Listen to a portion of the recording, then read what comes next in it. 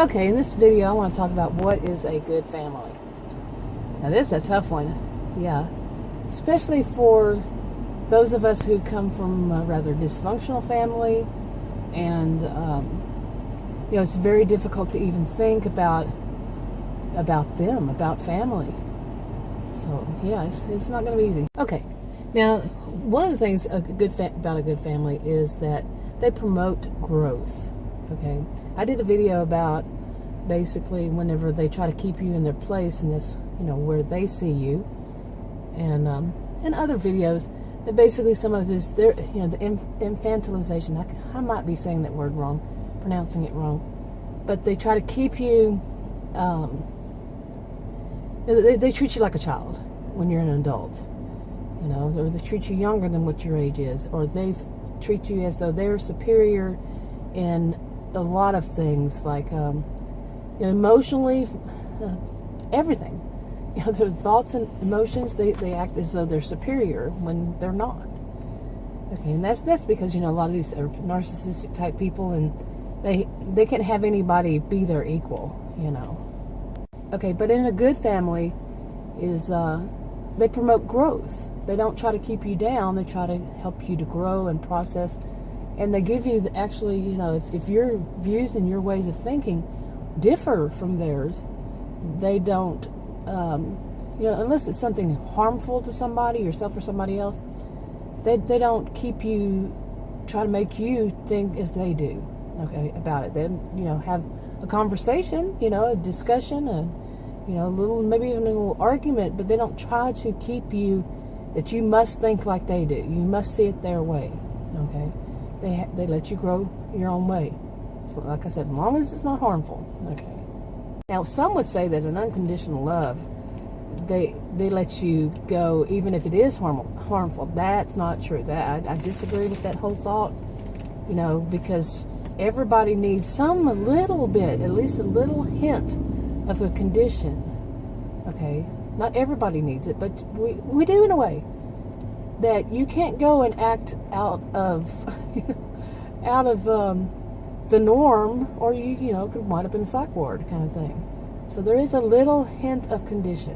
You know, some see it, don't actually see it that way. You know what I'm saying? Okay, because my view is if you let people do, you know, your family members do things that are harmful to themselves or others, because you're saying I have unconditional love, that's not love. Okay, that is not love when you let somebody hurt themselves or somebody else, you know? That's just my opinion. I could be wrong. Okay, so a good family, you know, promotes growth. They really have true love and understanding. And somebody's getting busted next to me, so yeah. Okay, I decided to move out of there since the police had pulled in and right next to me, I guess to give somebody a ticket or something. So anyway, so those are two things. Now, what if you did grow up in this dysfunctional family and you can't see that? Now, I'm going to say this as a sociobiologist would, which I don't tend to think that way. But there is the whole nature-nurture part to it. So you grew up in this kind of family, and then you decided you needed to go no contact with them. Thank you. Yeah, you hear that. But you decided you needed to go no contact. And I wish this truck would pass me. So you go in no contact with them. The nature part of it is that you will still feel a pull toward them. Okay? If you hear through the grapevine kind of thing that one of them is hurt, don't be surprised if you feel, you know, even though that person has been bad to you, you know, if it's the one that felt, you know, was bad to you, don't feel bad that you feel the need to, you know, you feel sorry for them, or you know, it doesn't have to be that you feel sorry for them, that you feel something, okay, because that's the nature, that's nature.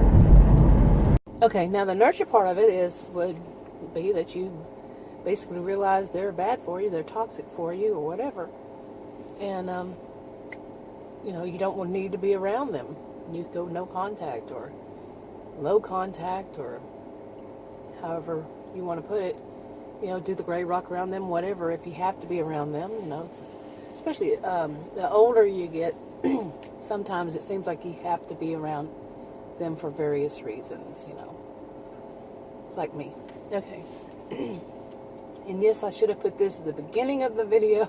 I never said I was good at making videos. I would be lying if I did. You know, if you can't recognize your own faults, yeah. Okay, so, you know, say you were from that kind of family and you did go no contact. So what is family now at this point? You know, family would be how you make it, but I think we all may know that you're never going to have that really, the sociobiologists would say this, I don't know if I agree, but you're never going to have that real bond that you did with the biological family because of the, you know, the nature part of it. And plus, you know, they were the main people, perhaps, in your childhood. Now, how do you feel in that? I'm not sure how I feel, but I'm not sure how I feel in the thought, but I do know that it was this way for me. Okay, but a lot of people will tell you that's because you had a, I guess, image of, or, you know, how you thought they were that you later on found out that is not who they are. You know, like later on you realize this person's rather narcissistic, this brother, sister, mother, father, whomever. And they're toxic, and they're just truly dysfunctional. They're no good for me. That kind of thing. Okay, so the image of who you thought they were is crushed, you know. So what is a good family, right? If you've been through that. And like I said, when you go no contact. And that is a lot of, you know, a lot of it is finding the right people to get into your life, and then feeling that they're family. You know, these are the people you know, they used to always say, you can't pick your family. That's true. You can't pick your family of origin.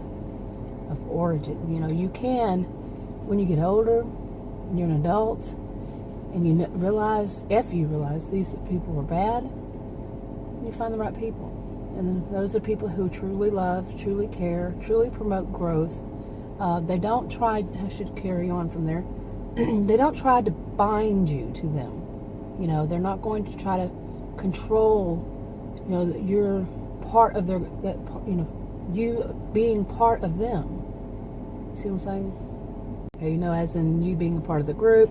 There's no, like, real possessive feelings. I've never liked the words, like, to use my this or my that, you know, like, I don't know, my boyfriend. Okay, it sounds so possessive, you know.